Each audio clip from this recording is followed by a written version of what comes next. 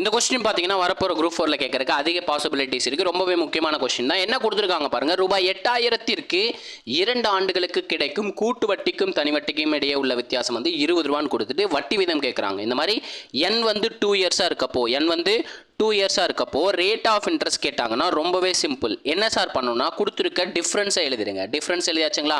Next n வந்து 2 இயர்ஸ்னால 2 time 100ஆல் multiply பண்ணுங்க. 100ஆல் multiply பண்ணிவிட்டு இந்த 8000க்கு பார்த்தீங்களா அசலால் டிவைட் பண்ணிடுங்க. டிவைட் பண்ணிட்டு ரூட்டை மட்டும் எடுத்து விட்டிங்கன்னா வேலை முடிஞ்சுங்க. 2 0க்கு 2 0 கட்டு, 1 0க்கு 1 0 கட்டு, 1 2 2, 4 × 2 8, 1 4 4, 25 × 4 100. அப்போ √25 வேல்யூ தான் நமக்கு ரேட் ஆஃப் இன்ட்ரெஸ்ட்டாக இருக்க போது.